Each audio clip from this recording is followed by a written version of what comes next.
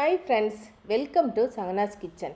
இன்றைக்கி நம்ம கிச்சனில் நம்ம இளநீர் வச்சு இடியாப்பமும் அதுக்கு சைட் டிஷ்ஷாக வெஜ் குருமாவும் எப்படி பண்ணுறதாங்க பார்க்க போகிறோம். அதுக்கு முன்னாடி நம்ம சேனலை நீங்கள் ஃபஸ்ட் டைம் பார்த்தீங்கன்னா மறக்காமல் சப்ஸ்கிரைப் பண்ணிக்கோங்க. வாங்க டேஸ்ட்டாக சாஃப்டாக இடியாப்பமும் அதுக்கு சைட் டிஷ்ஷாக வெஜ் குருமாவும் எப்படி பண்ணுறதுன்னு பார்க்கலாம். ஃபஸ்ட்டு குருமா பண்ணிவிட்டு அதுக்கப்புறம் இடியாப்பம் பண்ணலாம். குருமா பண்ணுறதுக்கு ஃபஸ்ட்டு தேங்காய் பேஸ்ட்டு அரைச்சி எடுத்துக்கலாம். அதுக்கு துருவின தேங்காய் 1 கப்பும், அதில் 2 பச்சை மிளகா, 3 முந்திரி பருப்பு, சோம்பு 1/2 டீஸ்பூன் சேர்த்துட்டு மிக்சியில் நல்லா ஃபைன் பேஸ்ட்டாக அரைச்சி எடுத்துகிட்டு வந்துக்கலாம். அரைச்சி எடுத்துகிட்டு வந்தாச்சு. இதை அப்படியே வச்சிடலாம். அடுத்து ஒரு பெரிய பாத்திரம் எடுத்து அடுப்பில் வச்சுட்டு அதில் 1 டேபிள் ஸ்பூன் தேங்காய் எண்ணெய் சேர்த்துக்கலாம். எண்ணெய் சூடானதுக்கப்புறமா சோம்பு 1/2 டீஸ்பூன் சேர்த்துட்டு பட்டை, கிராம்பு, ஏலக்காய், பிரிஞ்சி இலையும் சேர்த்துட்டு அது நல்லா பொரிஞ்சதுக்கப்புறமா ஸ்லைஸாக கட் பண்ணி வச்சுருக்கிற வெங்காயம் 1/2 கப் இருக்குது, அதையும் சேர்த்துக்கலாம். அதோட 3 பச்சை மிளகாய் 2 கீறி வச்சுருக்கேன், அதையும் சேர்த்துக்கலாம். சேர்த்துட்டு எண்ணெயில் நல்லா வதக்க போகிறோம். வெங்காயம் ரொம்ப வதங்கணும்னு அவசியம் இல்லை. பாதி வதங்கினதுக்கப்புறமா அதோட இஞ்சி பூண்டு பேஸ்ட்டு சேர்த்துக்கலாம். 1/2 டீஸ்பூன் இஞ்சி பூண்டு பேஸ்ட்டு சேர்த்துட்டு கட் பண்ணி வச்சுருக்கிற உருளைக்கிழங்கு 1/2 கப் இருக்குது, அதையும் சேர்த்துக்கலாம். ஒரு 5 நிமிஷம் உருளைக்கிழங்கு வதங்கினதுக்கப்புறமா ஏற்கனவே க்ளீன் பண்ணி வாஷ் பண்ணி வச்சுருக்கிற காலிஃப்ளவர் 1/4 கப் இருக்குது, அதையும் சேர்த்துக்கலாம். அதோட பீன்ஸ் 1/4 கப்பும், கேரட் 1/4 கப்பும் சேர்த்துக்கலாம்.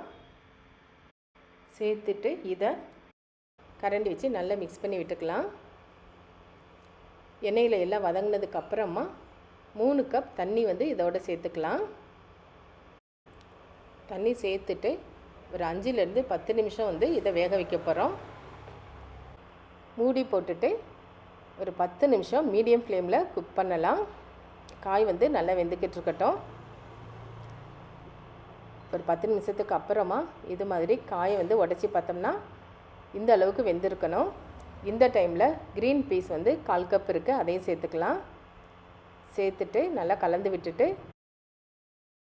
ஏற்கனவே அரைச்சி வச்சுருக்கிற தேங்காய் பேஸ்ட்டை இதில் சேர்த்துக்கலாம். சேர்த்துட்டு கொஞ்சமாக தண்ணி சேர்த்து கலந்து ஊற்றிடலாம். அடுத்து தேவையான அளவு உப்பும் சேர்த்துக்கலாம். ஊற்றிட்டு கரண்டி வச்சு நல்லா மிக்ஸ் பண்ணி விட்டுக்கலாம். இப்போது மீடியம் ஃப்ளேமில் ஒரு 5 நிமிஷம் காயெல்லாம் வேகட்டும். வெந்துக்கிட்டு இருக்கும்போது அரை தக்காளி அதனுடைய விதையெல்லாம் எடுத்துட்டு இது மாதிரி கட் பண்ணி வச்சுருக்கேன், அதையும் சேர்த்துக்கலாம். சேர்த்துட்டு லோ ஃப்ளேமில் வச்சுட்டு இப்போ குக் பண்ணலாம். காய் வெந்துக்கிட்டு இருக்கும்போது நம்ம தாளிப்புக்கு ரெடி பண்ணிக்கலாம். கரண்டி வச்சு குருமா கிளறி விட்டுட்டு அப்படியே எடுத்து வச்சிடலாம்.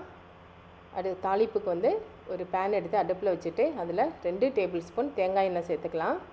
எண்ணெய் சூடானதுக்கப்புறமா கடுகு 1 டீஸ்பூன், சீரகம் 1 டீஸ்பூன் சேர்த்துட்டு 2 நல்லா பொரிஞ்சதுக்கப்புறமா மிளகா வத்தல் 2 சேர்த்துக்கலாம். சேர்த்துட்டு அதுவும் எண்ணெயில் வறுபட்டதுக்கப்புறமா கருவேப்பிலை இலை 1 கொத்து சேர்த்துக்கலாம். சேர்த்துட்டு எல்லாம் நல்லா பொரிஞ்சதுக்கப்புறமா இதை குருமாவில் சேர்த்துக்கலாம். சேர்த்துட்டு கட் பண்ணி வச்சுருக்கிற கொத்தமல்லி இலையை தூவிட்டோம்னா நல்லா தேங்காய் எண்ணெய் வாசனையோட டேஸ்ட்டாக வெஜ் குருமா ரெடி ஆயிடுச்சு. இதை அப்படியே இறக்கி வச்சிடலாம். அடுத்து இளநீர் வச்சு இடியாப்பம் பண்ணிடலாம். இளநீர் இடியாப்பம் ரொம்ப டேஸ்ட்டாக இருக்கும். இது மாதிரி ஒரு இளநீர் வாங்கிக்கோங்க. வாங்கிட்டு அதில் இருக்கிற தண்ணியை ஒரு பவுலில் எடுத்துக்கலாம். பவுலில் தண்ணி ஊற்றிட்டேன். ஒரு இளநீரில் 1 கப் தான் தண்ணி கிடச்சது. ஆக்சுவலாக இடியாப்பம் பண்ணுறதுக்கு 1 கப் மாவுக்கு 1.25 கப் தண்ணி வேணும். நம்ம மீதி 1/4 கப் நார்மல் வாட்டர் சேர்த்துக்கலாம். இப்போ அரிசி மாவும் 1 கப் எடுத்து வச்சுக்கிட்டேன். இப்போ ஒரு பவுலில் எடுத்து வச்சுருக்க தேங்காய் தண்ணி 1 கப்பும் 1/4 கப் தண்ணியும் சேர்த்துக்கலாம். சேர்த்துட்டு அதோட தேங்காய் எண்ணெய் 1 டேபிள் ஸ்பூன் சேர்த்துக்கலாம். நல்லா கொதி வந்ததுக்கு அப்புறமா அதை அப்படியே இறக்கி வச்சிடலாம். இப்போ ஒரு மிக்சிங் பவுலில் நம்ம எடுத்து வச்சுருக்கிற அரிசி மாவை சேர்த்துட்டு அதில் 1 டீஸ்பூன் உப்பும் சேர்த்துக்கலாம். இப்போது கொதிக்கிற தண்ணியை இதில் கொஞ்சம் கொஞ்சமாக சேர்த்துக்க போகிறோம். 1 கப் மாவுக்கு வந்து 1 1/4 கப் தண்ணி வந்து கரெக்டாக இருக்கும். இது கொஞ்சம் கொஞ்சமாக சேர்த்துட்டு இது மாதிரி கரண்டி வச்சு நல்லா மிக்ஸ் பண்ணிவிட்டு சூடு கம்மியாகவும் கை வச்சு இது மாதிரி நல்லா பிசைஞ்சிக்கலாம். மாவு வந்து கையில் ஒட்டாமல் வரணும், அந்த அளவுக்கு சாஃப்டாக பிசைஞ்சிக்கணும்.